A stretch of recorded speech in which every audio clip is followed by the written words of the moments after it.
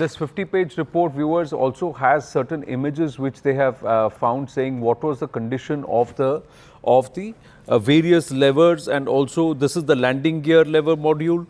This is the flap handle lever, and it also says the flap handle assembly figure 11, and it points to that sustained significant thermal damage. The handle was found to be firmly seated in the 5-degree flap position consistent with normal takeoff flap setting, and the position was also confirmed from the EAFR data. The landing gear lever was down, it was in down position.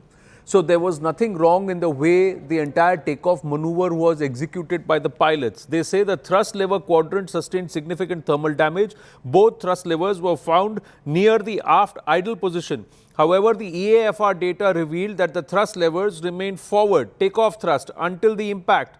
Both fuel control switches were found in the run position. The reverser levers were bent but were in the slowed position.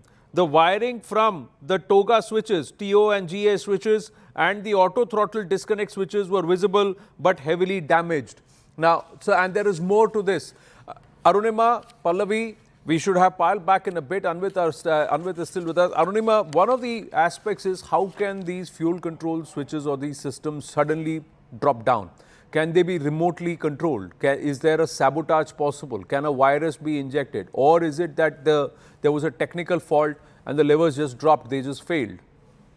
Right. And if you go back to the report that we were showing and show that bottom picture on the right, it just gives you a sense of what the fuel control switch looks like. First thing first, can it be done accidentally? If you see, there are two safety brackets that are made there.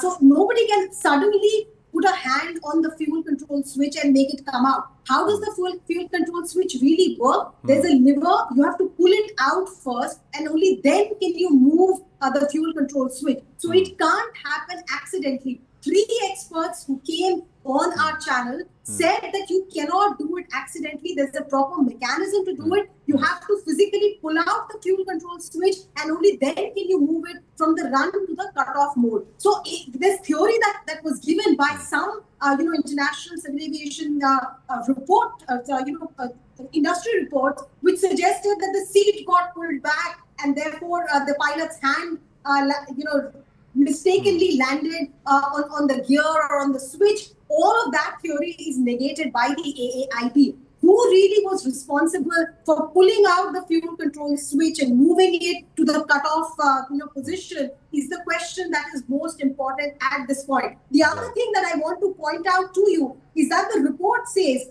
when this flight took off from Delhi and reached Ahmedabad, the previous crew of AI-423, that was the flight number for the Delhi-Ahmedabad flight, AI-423 pilot defect report said, and this is the entry that they made, STAB POS XDCR. This stands for Stabilizer Position Transducer, which essentially tells the aircraft computer, because this was a highly computerized system, about the tilt of the aircraft nose or down. So there was one speculation whether there was something wrong with the aircraft when it flew to Delhi, from Delhi to Ahmedabad sector itself. That has been negated by this report. Everything was fine. Checks were carried out, and then the go-ahead was given by the ground maintenance staff for the Ahmedabad Gatwick sector to take off.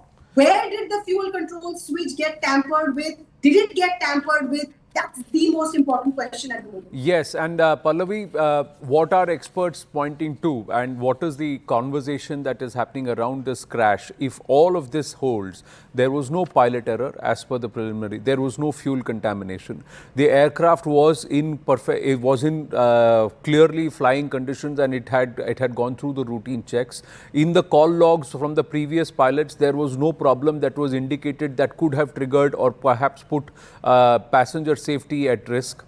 Now suddenly this drops down. Is there anything that points that somebody somewhere can remotely perhaps hack the control systems and then switch these levers out, or switch off the fuel control system? Can that malfunction happen?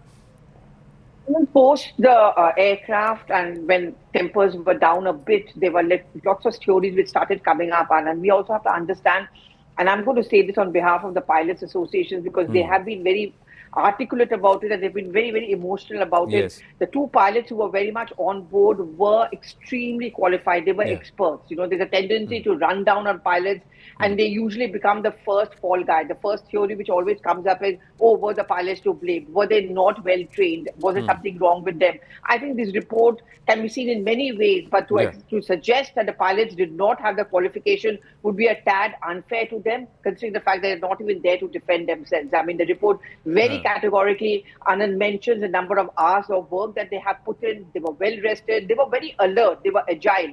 And these kind of pilots and co-pilots do have these conversations. And it was very clear that the pilot was alarmed because of the fuel content, and therefore he's asking his co-pilot a very legitimate question. It does seem to you and me and many of us as a sense of confusion, but I think when there are two people working together, I think it's a very legitimate question.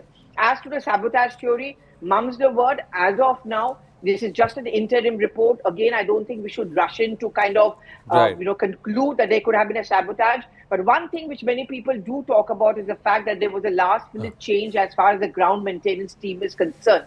And therefore, was there something which went wrong there? Was there a transition phase which perhaps someone skipped a beat, so to say? So these are those important nitty-gritty factors which obviously is going to start coming out.